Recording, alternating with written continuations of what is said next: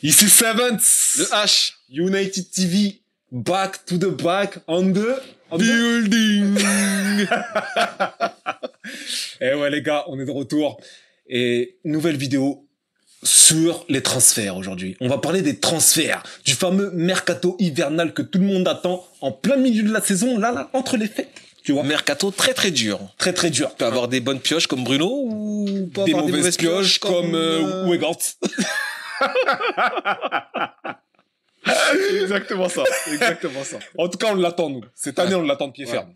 D'habitude, on n'est pas trop fan de... Enfin, on n'attend pas grand-chose du mercato hivernal. Mais là, Vu la situation, on est obligé d'attendre des renforts. c'est ça. Combien de renforts 1, 2, 3, 4. Je pense qu'il nous faut minimum 2 renforts. 2 renforts. Au maximum 4. Ça reste quand même l'hiver. On peut pas trop en demander. Ouais. Mais il nous faut minimum 2 renforts là parce que c'est chaud ce qui se passe. C'est chaud. Avant de commencer à parler de notre petit listing des transferts idéaux, l'idéal qu'il faudrait pour Manchester United. Ouais. Petite parenthèse. Déjà, les gars, likez, abonnez-vous, commentez, partagez si vous kiffez ce qu'on fait, hein, comme d'hab. Mais le H, qu'est-ce que tu penses des débuts de Ruben Amorim à Manchester United? Les débuts d'Amorim sont pas terribles. Malgré je le rejette pas. Je veux vraiment que tu... Ouais, c'est ce que je vais faire, t'inquiète. Hein. Voilà, tu connais. T'inquiète pas, je vais les saurer. Ouais. Ah, je vais les saurer. Amorim, en fait, ce que j'aime bien avec lui, c'est qu'il a ses idées et tu sens qu'il va mourir avec ses idées. En fait, c'est soit ça passe, soit ça casse. Il était clair, je pense, avec les joueurs. Je pense que pour moi, je te le dis clairement, il fait tourner l'équipe là, c'est pour savoir qui va garder, qui va virer en fait. Tu vois. C'est un testing. Pour moi, c'est un testing. Ok. Lui-même, il le dit. Il a pas assez d'entraînement, donc il est obligé de faire jouer tout le monde dans les matchs pour capter à peu près le niveau qu'a les joueurs, tu vois. Ouais. En gros, c'est ce qu'il veut dire. Maintenant, si on doit résumer ces 10 ou 12 premiers matchs, ils sont pas très bons. Au début, ça a été un peu compliqué. Après, il y a eu des phases où on a gagné des gros scores contre Everton. Après, tu retombes dans des travers en PL. Même en Europa League, c'est pas terrible. T'encaisses des buts. Mais le nombre de buts que tu te fais encaisser, en fait, c'est catastrophique. Merci. Défensivement, chaque perte de balle équivaut à un but, en fait. C'est quasiment ça. C'est une dinguerie. On en parle des coups de pied arrêtés. Les coups de pied arrêtés catastrophiques. On met plus de coups francs. On met plus de buts sur la tête en corner. On prend des corners rentrants. 2 corners rentrants en même pas 2 semaines. 2 gardiens différents. C'est une catastrophe. Franchement, Amorim, c'est du 4 sur 10. Je vois qu'il veut forcer avec son 3-4-3. Ben, continue, frérot.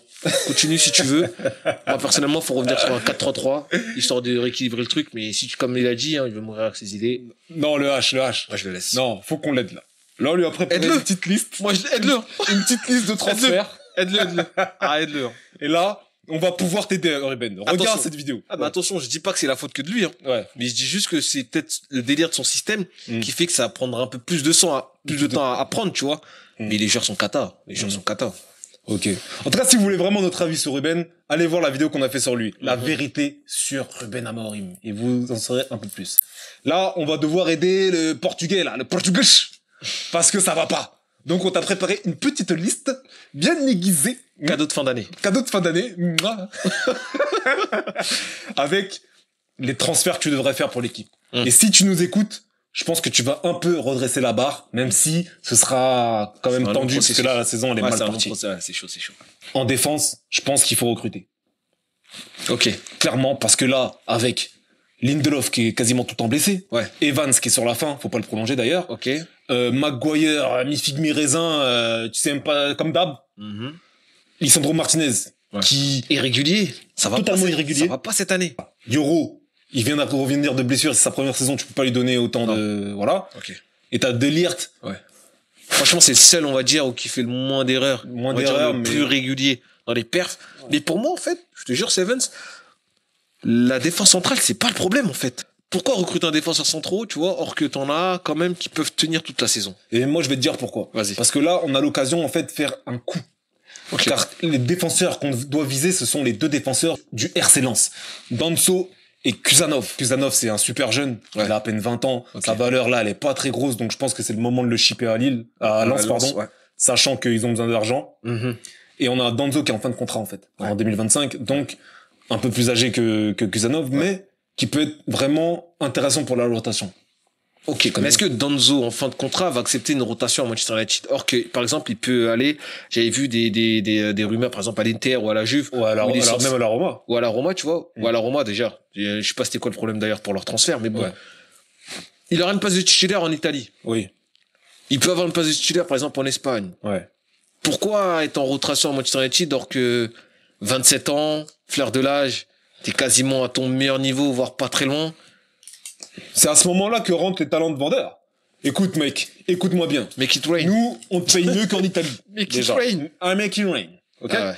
On te paye mieux qu'en Italie. Ensuite, on te prend pour la rotation. Mais maintenant, si t'es chaud, tu joues bien aux entraînements, tu joues bien au match, tu seras titulaire. C'est à toi de t'imposer. Ouais. À lui de voir ses ambitions maintenant. Ok. Mais l'idée d'Anzo me paraît très crédible. Voilà. Le contrat, c'est gratuit. Donc, je pense que là, vu la situation économique du club, c'est vrai on doit viser les bons petits coups, en fait. Ouais, même eux, C'est ça. Et Kusanov et Danzo, c'est des bons petits coups, je pense. Et pour moi, si on devrait vraiment en prendre un seul, ce serait Kusanov, car il est plus jeune, et je pense qu'il a un peu plus de talent que Danzo, qui est un défenseur solide. Voilà, et surtout qu'il peut accepter une rotation. Exactement. Plus facile. Donc voilà, Ruben. Premier choix en défense, c'est ça. Dites-nous en commentaire si vous êtes d'accord ou pas, les gars. Si vous avez d'autres choix. Exactement. L'arrière, au niveau des arrières, parce qu'on reste toujours dans la défense, arrière droit, je pense qu'on n'a pas besoin de recruter. Parce qu'on a Dalot et Mazraoui qui peuvent jouer à droite et qui d'ailleurs sont des arrières droits de base. Mais à gauche, on a vu que c'était catastrophique. Dalot, il peut pas tenir à gauche toute une saison. Et même Mazraoui, quand il joue à gauche, c'est pas son meilleur poste. Donc, on a proposé encore 2 joueurs qu'on pourrait prendre cet hiver et qui pourrait être une solution. C'est monsieur Ait Nouri ou monsieur Nuno Mendes. Le fameux Nuno. Bon, Nuno Mendes, on sait très bien, voilà, on l'a vu, voilà, il se plaint un peu du salaire, il est payé 1 million au PSG, c'est une dinguerie. C'est une dinguerie, hein. C'est complètement fou, ce truc-là, mais bon. Il y a eu quelques rumeurs comme quoi il était, ainsi, on va dire, partant pour partir à Manu. Bon, pour moi. Sachant qu'il est portugais. Voilà, sachant qu'il est portugais. Et qu'ils ont le même agent, à ce qui paraît. Ils ont le même agent, tout ça, donc ça fait que, voilà. Pour moi, c'est fait pour grimper son salaire, clairement, à Nuno Mendes, donc on a l'habitude de, servez-vous de Manchester. Voilà, servez-vous, voilà. Donc, en vrai, celle-là, je la prends plutôt avec des pincettes, tu vois. Ait Nouri, pour moi, c'est une putain d'idée, en fait. C'est juste, c'est cher, en fait. Je sais que ça va être cher. Ouais, c'est coté à 35 millions. C'est coté à 35, mais comme on est Manchester, ça peut être plus 10, 45, 45 au mercato hivernal pour un défenseur. En sachant qu'Ait Nouri a quand même des antécédents de blessures. Malgré que je le trouve très bon, moi, balle au pied.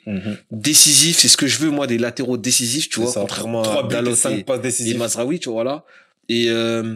Et même si c'est quelqu'un qui a la dalle, il peut servir.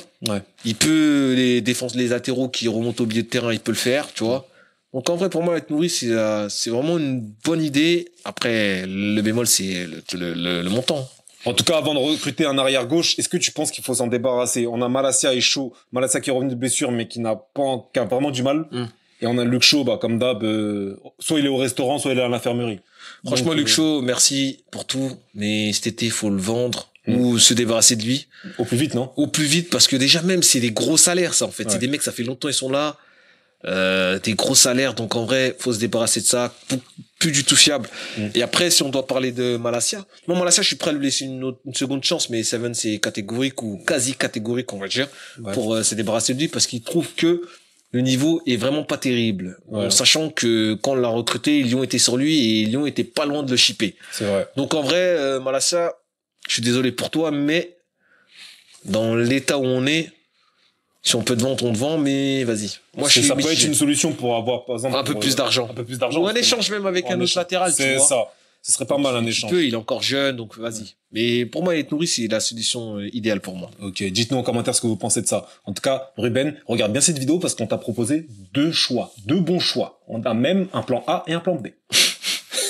Au milieu de terrain, franchement, vu les performances de Kobe Mainoo, et même si on a Ugarte qui commence à s'adapter et bien revenir, Casemiro qui joue jamais et Eriksen, c'est obligatoire de recruter au moins un milieu de terrain. Moi, comme je te l'ai dit, je suis désolé d'être chiant, mais Bruno, tu peux le redescendre, même s'il n'est pas très bon dans cette position-là. Pour qu'il nous prenne encore qu'il est trop agressif. Merci. Il est beaucoup trop agressif dans cette position-là, tu vois. Mais moi, le milieu de terrain, pour moi, c'est pas forcément une priorité, tu vois. Franchement, je te dis la vérité. Casemiro, vu la saison qu'on fait, on peut quand même viser une 8e place, une 7e place avec un Casemiro, Eriksen, Mainou et Ugarte pour moi, tu vois. Je suis entièrement d'accord, mais à partir du moment où tu fais pas jouer les gars et qui sont même sur le départ quasiment, autant commencer à préparer l'avenir comme il l'a fait là. Il fait son 3-4-3 là, recrute des joueurs qui pourraient s'intégrer et. Ouais, mais à ce qui paraît, il y a un coach, il a dit en gros les matchs c'est comme des entraînements. Moi, j'écoute ce qu'il dit. Ouais. Il a dit les matchs c'est comme des entraînements. En gros, il a pas le temps de tranquille fait tourner l'équipe dans les matchs. Moi, je suis le raisonnement de Mister Amorim. En tout cas, Mister Amorim. Je suis désolé. Ce qu'on te propose, Mister Amorim, c'est de recruter Angel Gomez encore en fin de contrat et un ancien Moncunien qui connaît la maison. C'est vrai. On a vu, là, actuellement, il est blessé. Ouais. Mais on a vu son niveau. Le gars a progressé. Et le gars peut revenir. Fin de contrat cette année. Fin de contrat. Donc, franchement, c'est un bon petit coup, non? C'est un bon petit coup. Après, est-ce que lui, il veut revenir en sachant qu'on n'a pas trop laissé sa chance? Et comme je te le dis, est-ce que c'est un mec qui va accepter les rotations? Or, Khalil, il est titulaire. Il peut aller plus haut que Lille. C'est toujours le même truc avec ce type de joueur en fin de contrat, t'as vu? C'est vrai qu'on n'est pas très attrayant. Je suis d'accord avec toi. Pas du tout. Mais je pense que si ces joueurs-là ne viennent pas, pour d'autres, ça va être chaud. Parce que là, on parle même pas de top players. Ah ouais, mais les top players, ils vont jamais venir. Malgré que tu leur donnes un salaire démentiel, ils vont pas venir. Ouais. Et en tout cas, il y a des souris dans le stade. Frère, je suis désolé, hein. Des rats, même, des rats, je crois. Des rats. Ouais. Il y a des rats dans le stade. C'est chaud. En tout cas, en deuxième choix, si c'est chaud pour Angel Gomez, on a Richard Rios, qui pourrait dépanner. Il fait pas une saison exceptionnelle, mais il est toujours aussi bon là-bas au Brésil, à Palmeiras. Et on sait qu'on était intéressé par lui l'année dernière. Donc, peut-être que ça peut être une solution, un petit coup à la Fergie, tu vois. Ça peut être une solution, en sachant que voilà, les Sud-Américains, on connaît un peu, ça n'a pas trop fait l'effet escompté quand on les recrute. C'est vrai. Mais bon, on n'a pas le choix. Un petit milieu de terrain comme ça qui sort de Palmeiras, colombien, on connaît leur grinta, tout ça. Techniquement, c'est assez propre. Donc voilà, c'est pas très cher, c'est assez jeune, 24-25 ans. C'est ça. Donc en vrai, ouais, à tenter, tu vois. À tenter. En tout cas, les gars, dites-nous encore une fois en commentaire, qu'est-ce que vous pensez? Qu'est-ce que vous pensez de tout ça, les gars? En tout cas, Ruben, regarde bien, parce que là, on passe aux attaquants. Et on attaque. Là, par contre, on a un petit péché en attaque. Un péché? C'est quoi, alors? C'est catastrophique. C'est une sentence. C'est la sentence, l'attaque. Moi, je vais être méchant, mais c'est la sentence, l'attaque. Ouais, c'est des stats 18e attaque de PL. Les attaquants, ils ont même pas 5 buts. Zirze, Oilun, c'est pas bon. Déjà, on sait que Marcus Rashford, c'est fini. Donc, Rashford, c'est fini. Dehors. On a Zirze, qui possiblement peut partir cet hiver. Ouais. Ce que j'espère, moi, perso. Même si je pense que ce sera plus cet été. Plus cet été. Mais dans le cas où on perd Rashford, il nous faut un attaquant de top classe. Parce que Rashford, on ne dit pas que c'était un top classe, mais c'était censé être un top classe. Vu son salaire, vu le blaze. Il était à la limite en plus, hein, tu vois, c'est ça le truc. Ouais. Je sais même pas s'il a eu une saison où il a été un top player, peut-être celle avec la première avec Erik ten Hag. Et encore. En tout cas, ce qu'on propose, c'est radical, c'est clair et net. Soit Victor Osimhen, soit Monsieur Gyökeres. Osimhen, pourquoi? Car on sait que Naples n'en veut plus et qu'actuellement il est à Galatasaray. Lui a dit qu'il voulait finir la saison là-bas.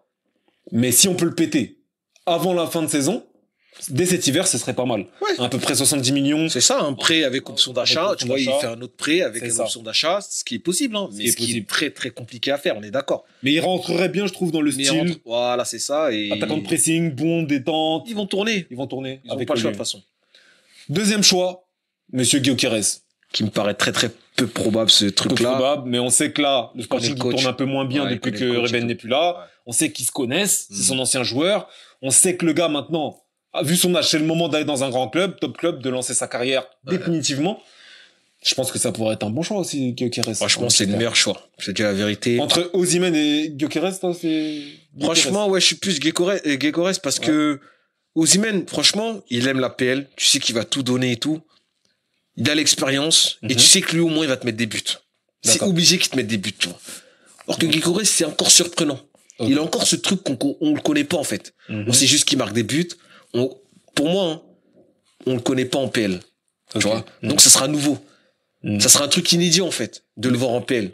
Ce qui me fait dire que il sera beaucoup plus beaucoup plus performant que Osimhen. Osimhen, gros, tu sais comment le bloquer un peu. En fait, toi, tu pars plus sur un truc d'imprévisibilité. Voilà, l'imprévisibilité, en fait, du type, parce que, comme je t'ai dit, on voit qu'au Portugal, en Ligue des Champions. Ok. Je pense pas que les gens le traquent tous les matchs et tout. Ok.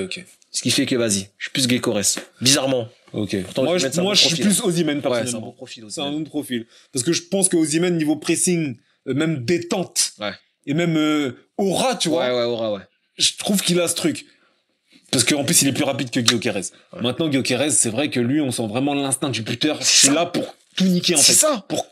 Juste pour marquer, pour gagner. Des petits buts propres et tout, tu vois. Tu vois, tout ça. Ouais, célébration. Franchement, ouais. En plus, c'est moins de 100 millions. Ouais. Tu peux tenter une dinguerie cet été, là. En vérité, hein. Mais peu importe le gars, on le prend. Ouais. Franchement. C'est dur de dire ça, mais c'est la vérité. Osimhen ou Gyökeres. Un des deux, franchement, j'en ai rien à foutre. Rien à foutre, hein. Franchement. En commentaire, les gars. Ah ouais. Mais nous, rien à foutre. Tant qu'il marque des buts, c'est bon. Imagine, on pète les deux.